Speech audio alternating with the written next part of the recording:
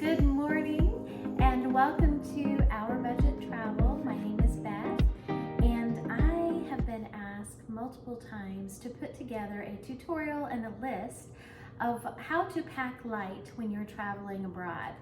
So today I'm specifically going to talk about traveling to England, Scotland, and Ireland. I am headed there myself in a couple of weeks, actually less than a couple of weeks. And I'm taking a small group of people with me. And I have planned some other travel this year for some other families to this region right here, these countries. So I'm going to talk about how to pack light. There is nothing worse than dragging big bags, like luggage everywhere. It's inevitable. Something will break. A wheel will break or it will become defunct and your bags get heavy.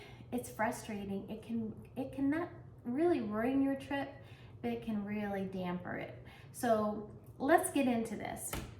Okay, so the first thing I'm going to talk about is if you're going to England, Scotland, or Ireland, and let's say that you are doing two countries, which just happens to be that's what I'm doing, and there's some other people I've planned trips for this year. They're doing the same thing. So one thing to note is England is about 38 degrees warmer on average than Scotland.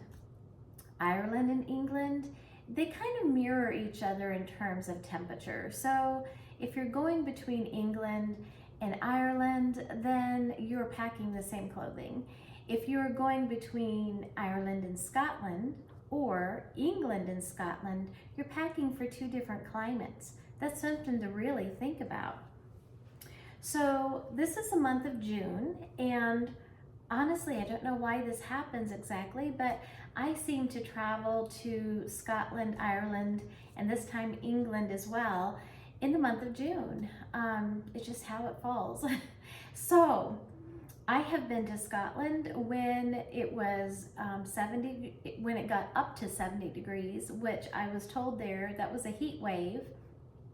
And I've been like the following year right after that, the highest it got I think was 54 degrees. It was blazing cold. And you're thinking, well, 55 isn't really that cold. Well, it wasn't humid by any means, but it was rainy and just sort of misty and damp. And so you mix that with the temperature and it's not real comfortable. So let's dive in. We're going to talk about clothing first. So when I pack light, I'm only taking a backpack and a carry-on, nothing else. That's it. That's right.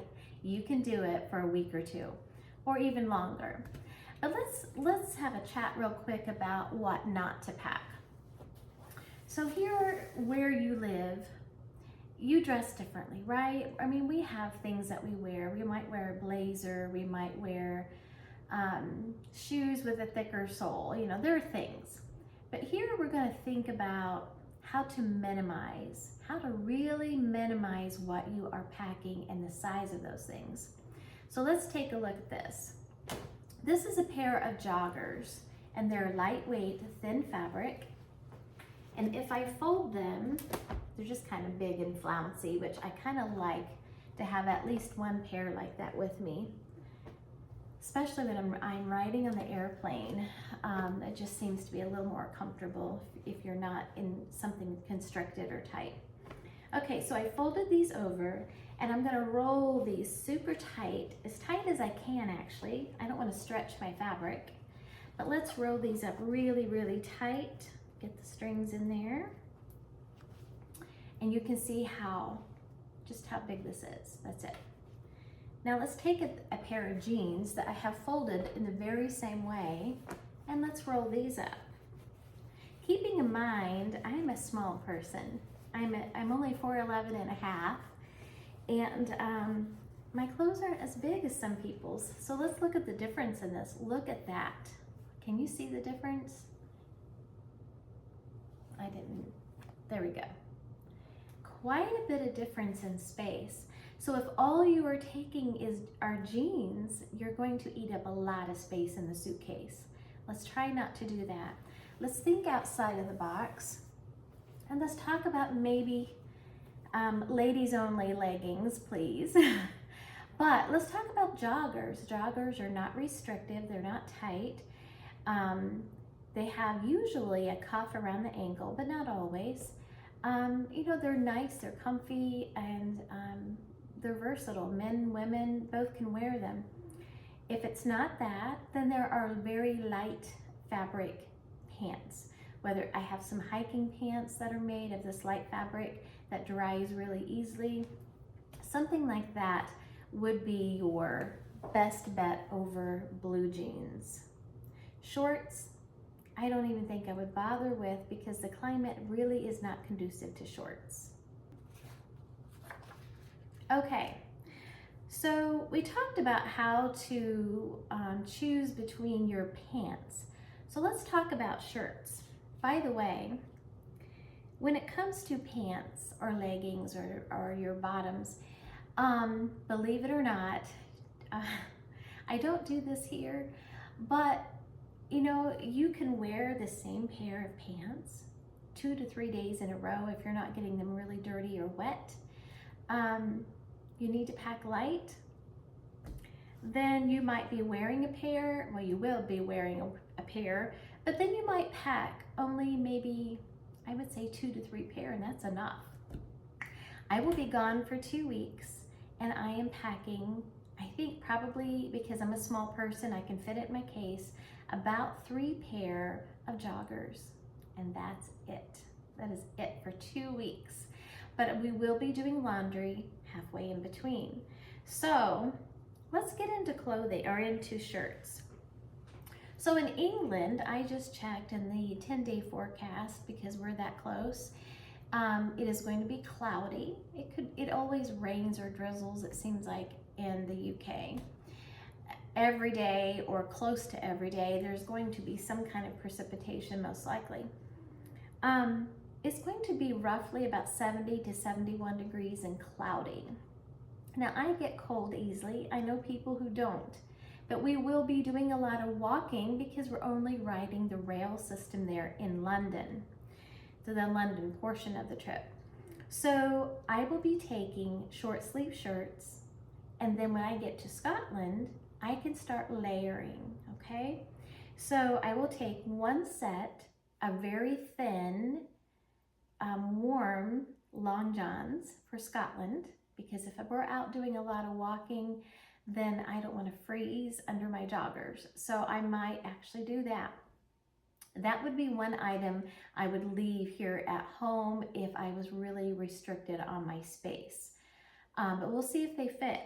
So outside of my short sleeves, I'm going to have one hoodie with me, and that hoodie will serve as my outer layer for warmth. I will also take a very thin, light rain jacket, because then I can layer that over my sweatshirt if it's misting or raining. So layering like that really is the key to packing light, especially going from one climate to the next. I might take one long sleeve shirt that's very thin fabric. I think I will, just because. And again, that's something I might actually leave behind. The forecast for Scotland, again, we're kind of too far out because we will not be in Scotland until I think it's 3 weeks roughly from now, a little less than 3 weeks. So I don't have that 10-day forecast, but it's unpredictable. It is just kind of like Indiana weather. It could rain and be sunny, you know, the next few minutes. It could be cold and then be really hot. Well, no, it's not going to be really hot in Scotland. Scotland is a really chilly country, but it's gorgeous. So in Scotland, you just need to prepare to layer, but to be able to shed those layers if you want to. So let's talk about underpants. I will take about 7 to 8 pair for 2 weeks. And again, this is not something I hope you plan on wearing more than once between washings, but we will be doing laundry in the middle of our trip, so I'm fine with that. Mentally, I think I just feel like I need to pack 8 pair, just in case I get rained on and wet to the bone. Has that really happened? I don't think it really has. So 7 to 8 pair max. Socks, you will do the very same thing with socks. Now, I'm taking 1 pair of shoes. There's a couple people going with me that they plan on taking a pair of flip-flops or Birkenstocks and packing those in your case. That is something, if you decide to take, that would be an optional leave at home if you find you're not having enough space in your case. However, you know, I usually don't. And you don't want to panic pack and think all of the what ifs. What if I want to do this? What if I want to do that? There was some discussion about walking on hotel floors without your shoes and the ease of just slipping on a flip-flop or a Birkenstock. I'm a germaphobe, kind of, not bad, but you know, it made me think a little. We travel a lot, and that's always on my mind. You know, I usually have a pair of socks that I will take that's only for that. So again, that's something I can restrict my space on. Just a pair of socks, a thick pair of socks, footies that are only for walking across the floor or on around the hotel or the bed and breakfast, wherever we're at. And that's reserved for that purpose instead of another pair of shoes. You see, the space difference is quite significant. Ladies, 1 bra extra and that's it. You don't have a lot of space there in the case. A little private here, but I prefer like a sports bra. I don't take anything with underwire, anything that could set a sensor off through airport security or customs. I mean, it's not worth it. So that's what I would highly recommend that you do. Flip my page over here. Normally, like I said, I wear 1 pair of shoes. That's all I usually take, and make sure they are waterproof. They are very supportive in the bottom of your feet and your arches, and that they are most importantly broken in and comfortable. Do not buy a pair of shoes the week before you leave thinking that you're going to break them in on the trip or just a week before the trip. If you buy a pair of shoes a couple of weeks before, you better be wearing them every single day. Don't chance it. Again, I talked about 1 rain jacket, 1 sweatshirt or 1 hoodie. And something that's optional is a swimsuit. You're not going to go swimming outside anywhere in England, Ireland, or Scotland in June, more than likely. However, we will be traveling to the Cotswolds, and we plan on going to Bath, and there are the Roman hot springs I think they're hot springs, the Roman baths anyway, in Bath. I don't think that I'm going to take up precious space in my carry-on for that, because I don't believe I'll do that. But if that's something you plan on doing, then make sure you take something thin. Well, swimming suits are thin, not too bulky, okay? You don't want to take up that precious space. Men, no Speedos. Ladies, you know, no thongs. You might be in Europe, but at the same time, there are many cultures there, and yeah, no, let's just be tasteful. Okay, let's talk about laundry for a minute. So, one thing that I will pack in my carry-on is a duffel bag. Over the years, we've bought many, many duffel bags. We buy normally really cheap ones, so if they get destroyed, it's no big deal. But this is what I found, and it zips up into its own little pouch. Look how thin this is, and it will squish when I need it to, if I need to compact it in there.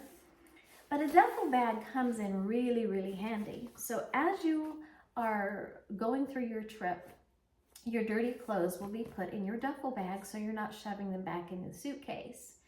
At the end of the trip, if you have bought souvenirs or things you want to bring home that are important to you, pack your dirty laundry in a garbage bag. I usually put mine in a garbage bag, trash bag, kitchen trash bag, in my duffel, and then I'll check this and let it go through checked luggage all the way back.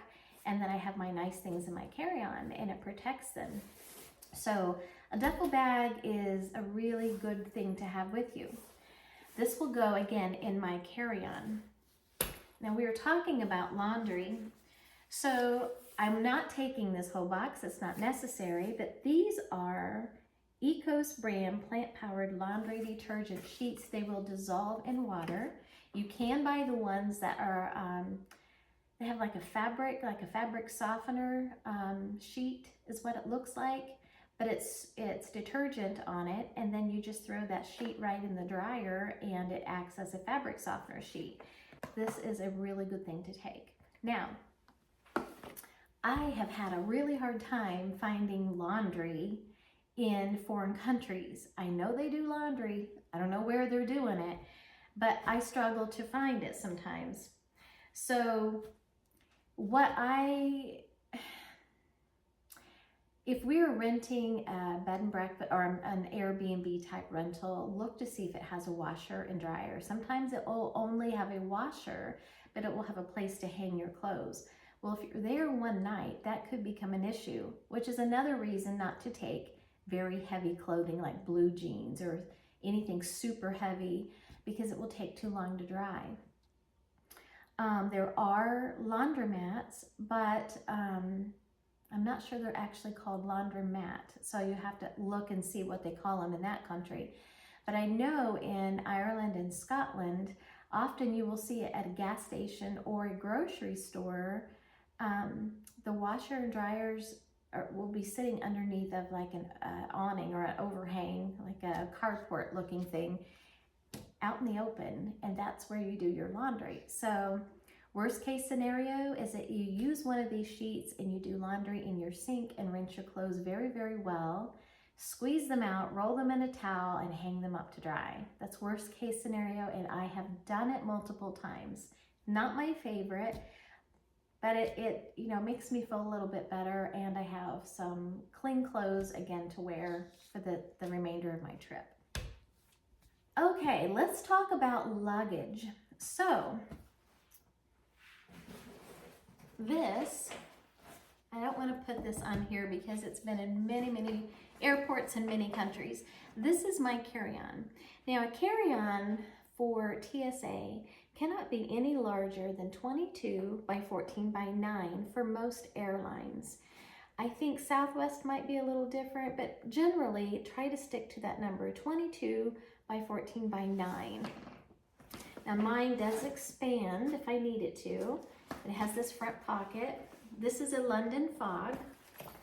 What I like about this is I have pockets here, I've got a pocket here, I've got two pockets right here that snap.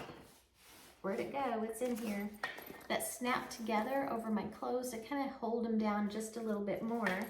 And also, I'll go ahead and show you that most of these cases have a zipper liner, okay? There's a liner right here with the zipper in it. It's an excellent place to put some things that need to be hidden in case you're compromised, and we'll talk about that later. Another thing that you will want to bring are packing cubes. Now these have been washed so many times that this part's kind of curling up a little when it's unzipped. But these are fairly inexpensive. You can buy them, of course, on Amazon, but I usually go to TJ Maxx, and I've got a massive bag full of different sizes of these bags. So this is a shoe cube, I guess you're going to call it, a shoe bag. And if you are going to take a pair of sandals with you or Birkenstocks or something, put them in something like this so that they're not against your clothes, the sole of the shoes. So I will use one large one. Believe it or not, all of my pants will very easily fit in here. I may have some extra room in there at that. And then my shirts, the very same way. All of my shirts will fit in this bag. Packing cubes are a must. Now, I also take a backpack with me, of course, because on this trip, our real luggage really is only the carry-on in the backpack. This is one I just purchased. I normally have one that I've carried for a very long time, and I like the look of this one, so I bought it. I found this one at TJ Maxx. Super excited to find it there. They are far less expensive than they are online. This again is a Bagolini. Bagolini brand was formed and created by an airline stewardess meant for travel. So they are generally, I believe most of them are waterproof. If not, you can spray waterproofing on it. But I have day packs, I have purses that are Bagolini, and I throw them in the washer and dryer, and they're fine. I've done it many a time. So this bag has a pocket on the side for a cup holder. I will generally take a water bottle with me. Do not, I repeat, do not fill it with any liquid before going through security. And we'll talk about this a little bit later. But this pack, I like that it has all the pockets that it does. I've got pockets in various places, so make sure whatever bag you're taking, you've got lots of pockets. It's a way to keep yourself really organized. Now this one folds or zips completely open, and again, lots of pockets, a place for my tablet. I'm a very organized person. Anyone who really knows me knows that I function best when I am organized. So whatever alleviates your stress, if you are going through security or you are somewhere important and you're digging like a mad person trying to find what you're trying to find, you're going to hold up the line. You're going to be stressed. The people with you will be stressed. The people who's asking for the information are going to be frustrated. So take care of it before you go. Know where everything pretty much is in your bag, okay? So another thing that I will take with me is a day pack. This is again a Bagolini. There are so many options, but whatever you take, it must be able to roll up tightly and fit in your carry-on, and this is not even as tight as it could be, or your backpack, but probably this will go in my carry-on. I won't need this until I get there, okay? Another reason you want a day bag, if you buy souvenirs, if you buy anything that you want to bring back with you, you've got a place to put it as you're walking around. It could be an umbrella because, you know, it rains over there quite frequently. Let's see, what have we not talked about? Okay, Ziploc bags. Yes, Ziploc. I take a gallon Ziploc bag and I will put 1 more gallon Ziploc bag inside of it, 4 or 5 quart bags, and maybe 5 or 6 sandwich Ziploc bags. They come in handy for so many things. That again will just be put in your carry-on. One of those pockets in there, don't worry about it. Bag locks, and I've got them somewhere in my electronics bag right here. We'll talk about this in a minute. But this is what I'm talking about. A couple of TSA approved bag locks. So when you arrive, like we are, we generally take red-eye flights, meaning we will fly super early in the morning or super late at night. Tickets are less expensive and we don't mind. So flying from Boston to London Heathrow is an overnight flight. Keeping in mind that I'm in Indiana and they are 5 hours ahead of us in time. So I am kind of losing 5 hours there. So we will really try to sleep on the airplane on the way over, and our flight doesn't leave, I'm trying to remember, I think 7 p.m. is when our flight leaves. And I will not be drinking any caffeine the day that I fly. I need to really be able to get some good rest while I am on the flight over, because we will arrive around 8 o'clock in the morning. But our rooms won't be ready, but we can check our bags at the hotel. They will have a whole luggage hold area, most do. You want to be able to lock the backpack and lock your carry-on zipper. You don't want anybody to be able to access anything important in either one. So if you have anything in an outer pocket of your backpack, put that inside the zipper part that you are going to lock, and make sure you lock it. Okay, they want you to lock it, then they're not responsible either. So that's what I have on bags. Okay, let's talk about something else. Let's talk about toiletries. Now, essentials. Again, don't panic pack. I'm pretty sure in other countries they shower, they brush their teeth, they do everything we do here basically, right?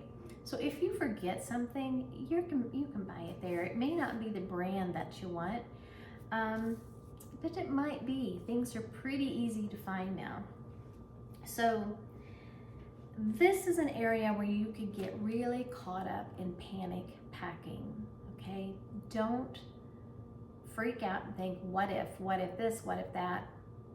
Take the basics, it's all you need. Okay, let's begin here. So what I've noticed traveling abroad is that they do not provide washcloths in your lodging. I don't get that. Okay, it's just we do here in America, but I guess they don't. So what you need to take is this little scrubby thing. I shove mine in a baggie because it will be wet every day. So I've already prepared myself, and a little bath scrunchie. So take one for each person, don't share. I also have travel size body wash, or this is shampoo, conditioner, and I have a little toothpaste in here, a tiny sample size, let me get this out, of my face cream. I have very, very sensitive skin, and I am in my 50s, and so taking care of my skin is extremely important to me, and I travel a lot. So this is not something I'm going to skip. I just need to be clever in how I get it there. So how tiny this is. That is way enough to work for me for the entire time I'm gone, and I will just use this as night cream as well. It's totally fine. You squish all the air out. Now, toiletries that are liquid, cream, gel, paste, they must be in a Ziploc bag per TSA. I will take, these are lens wipes, alcohol wipes. I get them at Sam's Club in a big box, and they are to wipe your glasses or glass with. However, they are alcohol, and I use them to, I don't wear glasses anymore, but I use them to clean my phone. Phones get dirty. So, a few Q-tips in here. Now this is my body wash. You're gonna think this is really funny, but I'm like the sample queen, and I think about things like this. This is Dr. Bronner's Pure Castile Soap, and this is just little sample size, and this is enough for an entire shower for me. So I've only got, I think, 6 of them in here. It's fine. I'll buy something else when I run out, so I'm not worried about it, but I have just conserved space. Now, another thing that you can do, if you're not worried about skin sensitivity and what you're actually, let the air out of this a little, what you're packing, then you can just buy toiletries when you get there. Don't buy the most expensive. So that would be body wash, hair product, which would be conditioner, shampoo, toothpaste, deodorant, body wash. You can buy all of that when you get there and then leave it behind, and you just save this much space in your carry-on. We've done it multiple times. It's very freeing, it's great, I have no issue with that.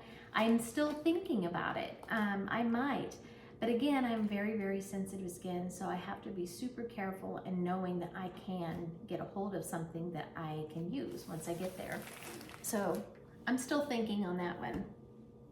Again, if I was lacking space in my carry-on, that's something I would probably leave the majority of that behind and just worry about it when I got there. Now ladies, let's talk about makeup. You can go to Europe, you can go anywhere and not wear makeup. Who cares? It's your life, your body, it's fine.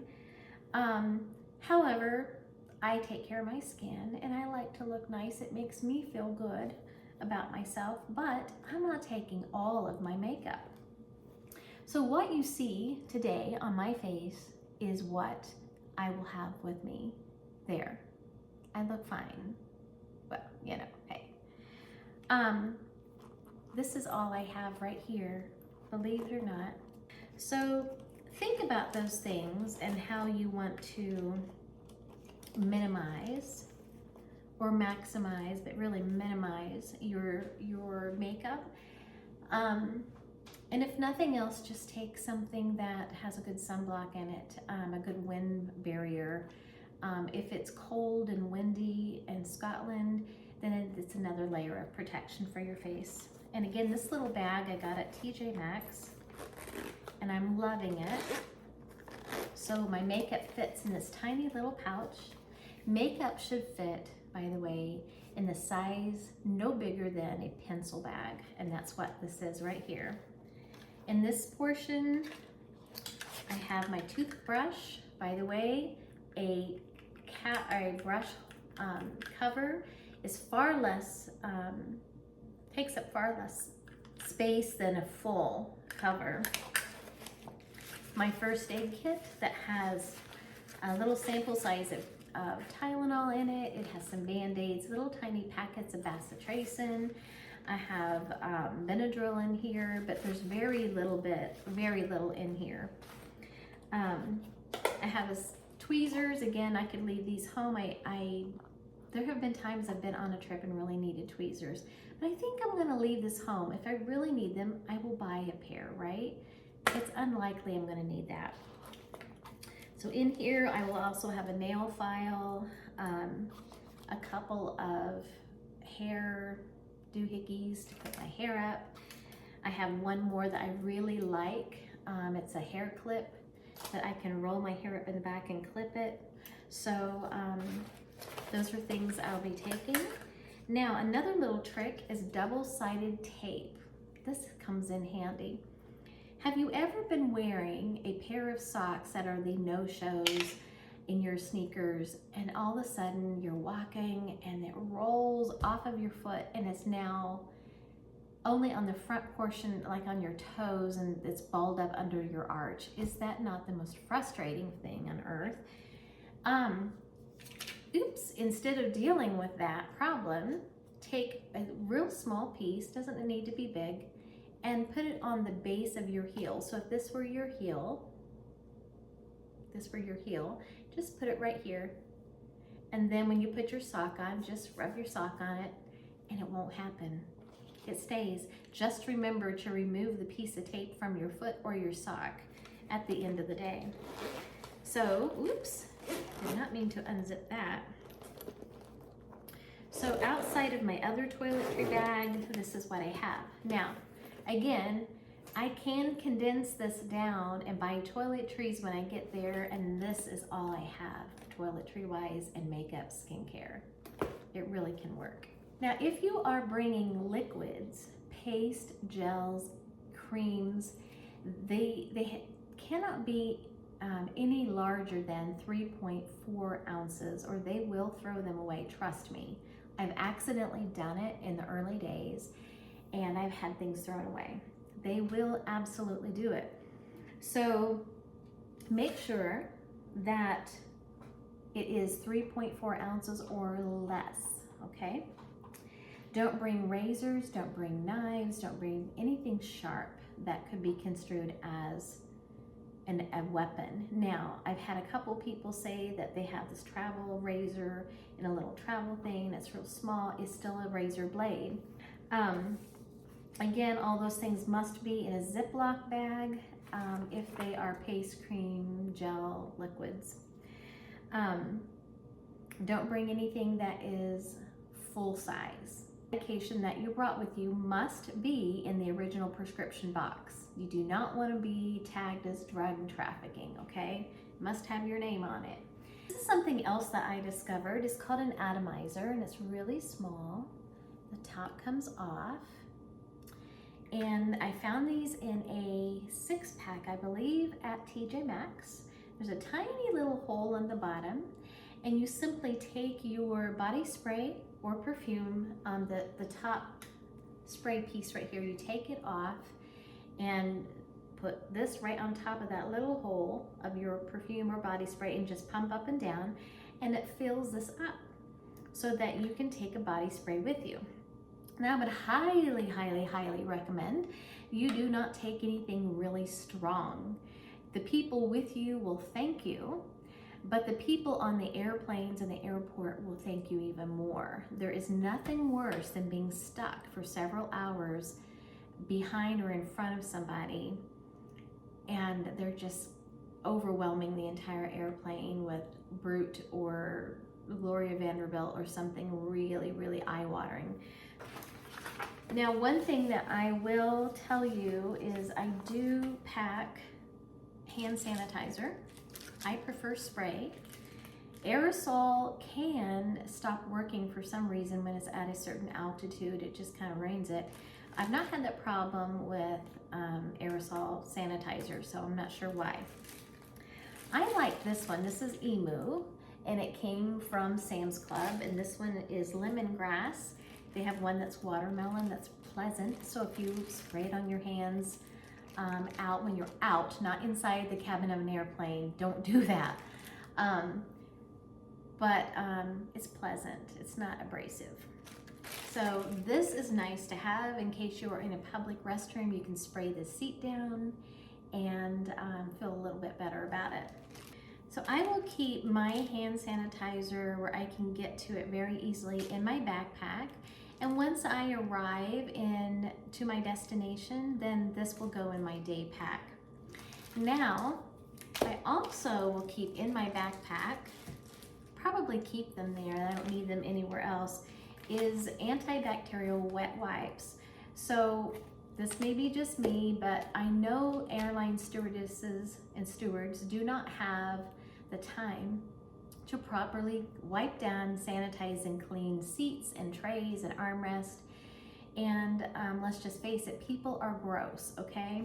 So when I get on the airplane, the first thing I do after I put my bags where they go is I wipe down my seat, the back where the headrest is, the seat, the armrest, my tray, sometimes even the window. Where I'm gonna be, I just clean it up. So I feel better about being there that way. Now, another thing that I will put in my backpack are snacks, and I have way too many in here.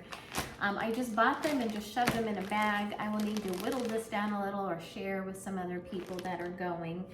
But airplane, when you're going on a flight abroad, they're gonna feed you. It's gonna be mediocre food, and it's gonna be a small meal. You'll probably get supper that evening and a snack maybe, and then the next morning they will give you a form of breakfast. And it depends on what country you're flying into or out of. It can be a very weird breakfast or dinner. So I just like to have snacks. And which brings me to, don't pack things that are way salty, okay? Flying at that high altitude, your body reacts differently.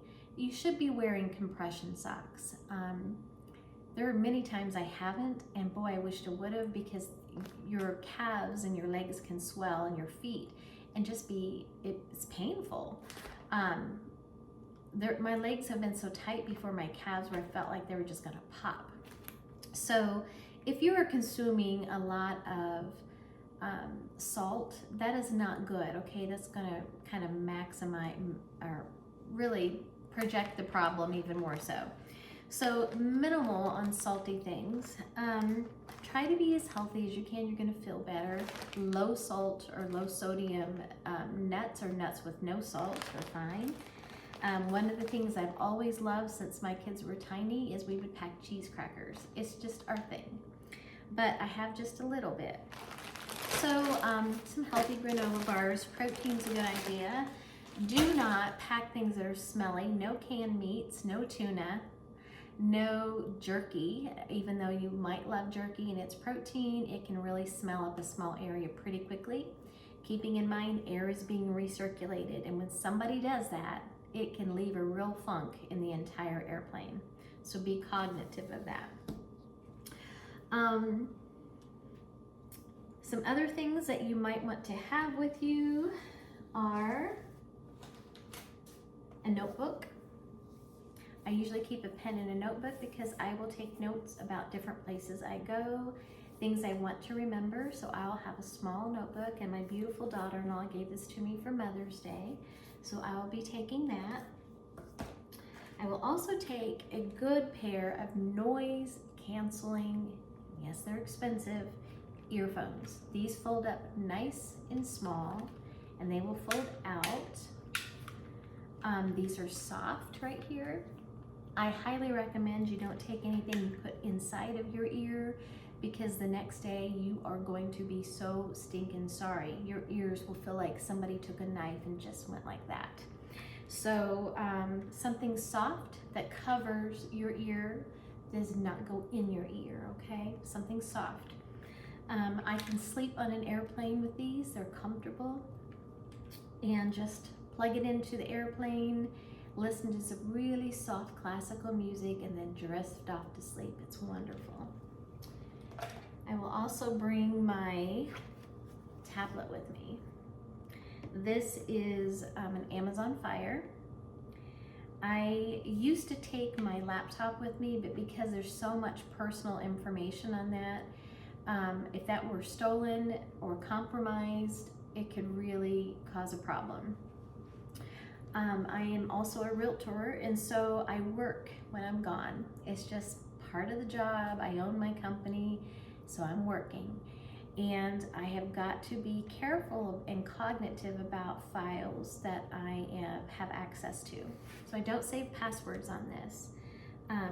The Amazon Fire is not really this big. This is a case I bought for it. The case has a Bluetooth keyboard, and it's a measure of protection for it. On my Amazon Fire, I can connect to Wi-Fi. I can watch television on this, movies, play games. I can read my Amazon books through my subscription, and more importantly, I can access the web and work. So this will go in my backpack, and it will stay in my backpack.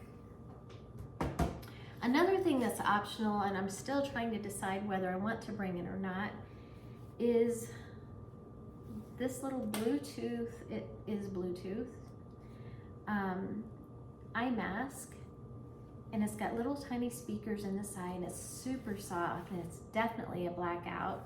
So when I went on a trip that was several hours in the sky, I wore this, and it was so nice and comfortable and dark, and I was able to sleep, and it was soft. So I think I'll probably take it. It's not very big, and it will help me rest. So let's talk about some other electronics. We just went over a few, but this is a little thing that I found on Amazon. And let me see if I can remember the name of it. Noise machine. It is Babelio, B-A-B-E-L-I-O, if I said that correctly. Babelio. This is a case that you buy separately, but this is a little noise machine. Now, look at how small that is, and it is powerful. It has volume control and 7 or 8 different noises on it. I think I just have static on it right now, but I need noise. I need white noise when I sleep, and especially when I'm in another place other than my house. Also, I found this nice little electronics bag. And again, if you have a backpack that has all these pockets, you really might not need it. But I like the ability to quickly grab what I need, especially on an airplane, and I'm not digging in pockets or digging around. Everything is in one spot. So in this bag, I have my little key locks I told you about earlier. I have my adapter. Now you will need an adapter for the country you're going to, because our outlet plugs are not the same as theirs. It seems like we're all a little different. So make sure you get the correct one for the country you're going to. This one does have the correct outlet. You can see that one. This is the one for the UK. And it has our plugs in it, but it also has more plugs, and it has USB and US, is that the C port, USB. So this will be sufficient. And so I'll have that with me.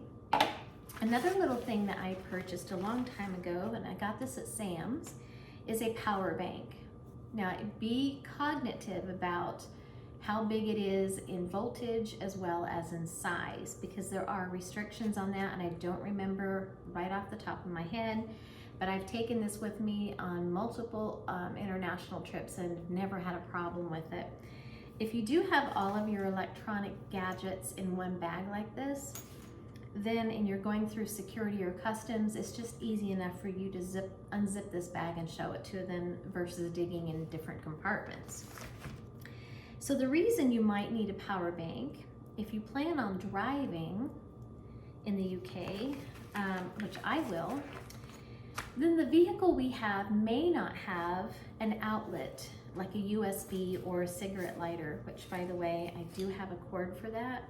It's a cigarette lighter cord just in case. And it has 2 USB ports on the back of it. So I do have the cord that I brought to go with it. But if the vehicle you're driving doesn't have one of these or a USB, then you're kind of in a pickle if your phone starts dying, and especially if you're using the phone as a GPS. So having a power bank would be nice to be able to recharge your phones that way. If you're doing any hiking while you are gone, again, that's another reason to have a power bank. I also have the cord to my Amazon Fire in here, and it's trying to escape, and that's why I'm struggling. So these things will zip up very nicely with even some added space. I could probably put this in here, which I'm going to do because I think it will fit. Yep, it sure does. There we go. This again I found at TJ Maxx, and there's still room in it. So some things that you probably, not probably, goodness, these are the things you absolutely must have with you, and that is your passport, take your driver's license with you, your health insurance card, take 2 credit cards with you, emergency contact information, your itinerary packet if a travel advisor or agent has given you one, or if you've created one. And then travel insurance really is a fantastic idea. You don't have to have it, but it's a good idea. So again, ladies, I'm not taking a purse, but what I do have is this RFID, meaning nobody can scan this with a device and get my information out of my documents in here, passport and driver's license, credit cards. But this is a passport holder, and this came from TJ Maxx, one of my favorite places to get shopping or travel gear. So I've got zippered compartment that I put cash in.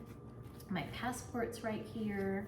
I can put my cards right here. I can put my cards there. There's pockets everywhere.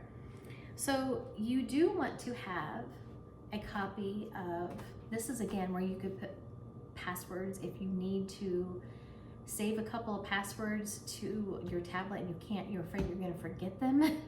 So take 2 credit cards. Never ever take a debit card. Do not give anyone access to your checking account. But take a couple of credit cards, 2 different ones. So the reason behind that is if you are held up, if something is stolen, let's say your backpack gets ripped off of you, I might not keep my passport necessarily in my day pack, but I would probably have my driver's license in there, okay? You just need to have a form of ID on you, but probably leave one in your backpack, okay? Think this through a little. But if you are compromised and this is stolen, you need to be able to get home, have some form of money to get home on or eat or whatever you need to do. And if you remember earlier I told you in the suitcase there's that zipper, that liner that has a zipper in it. In a Ziploc, waterproof Ziploc gallon bag, you will put in there your extra credit card, maybe some more cash. That's where you could actually stash your passport while you are in the country traveling around. You can store it there to hide it if you want to, or your driver's license. That is also where you would have a copy of your insurance. You would have a copy of your passport. Maybe that's it. That's what I did before. Have a copy of your driver's license, a copy of your passport, copy of your health insurance, copy of everything like that in that Ziploc bag, and hide it in between those layers there, okay? So you have something to fall back on if you need to. I always make copies of those things. It's just a good idea. If nothing else, maybe you can make it to the American Embassy and say, hey, this is what happened to me. Here's my ID. Here's a copy of it. Can you help me? So those are things that you really need. And this has been a lot of information. You can find the link to my my packet here of information, the guideline on how to pack, what not to pack. So let me give you a few tips before we hang up here.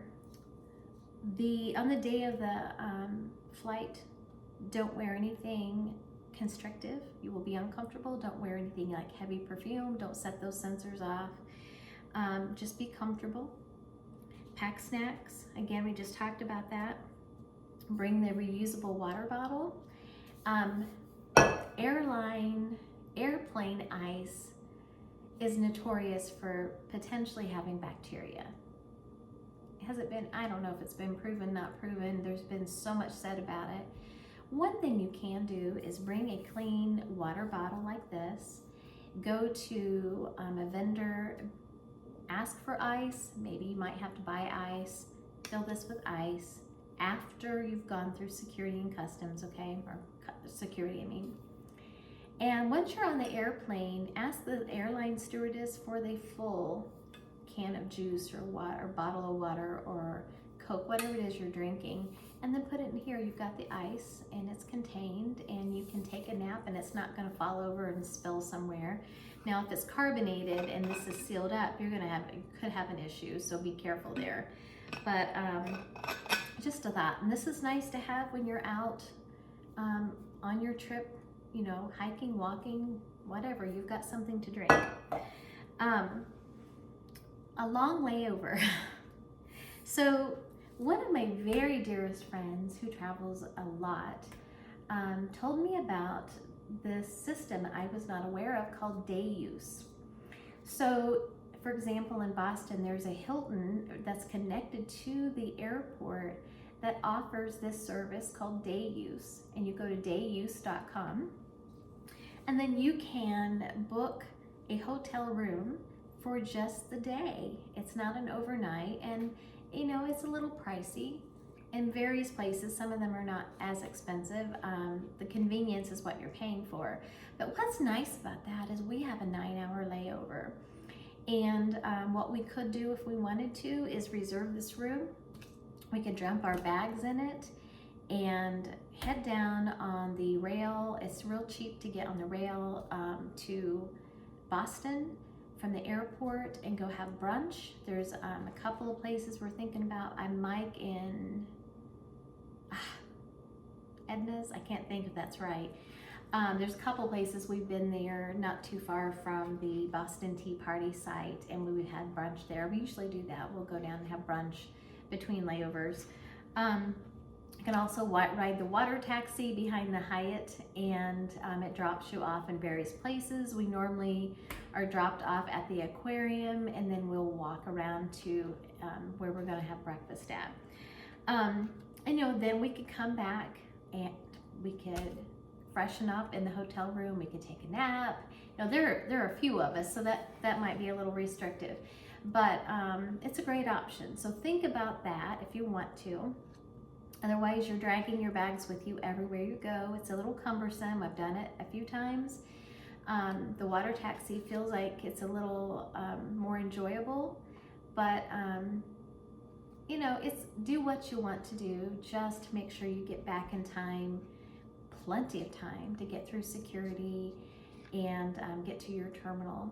And if you've got an hour wait, once you get there, you've almost waited too long, in my opinion, because anything can happen. So plan wisely.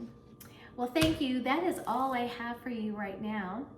And I hope this little tutorial helps. It's been a pretty long one, but definitely reach out to me if you have any tips or if you have any questions or anything to add. I'm always interested in hearing other people's points of view and travel tips. So it's been great. Have a great travel, and I will see you another time.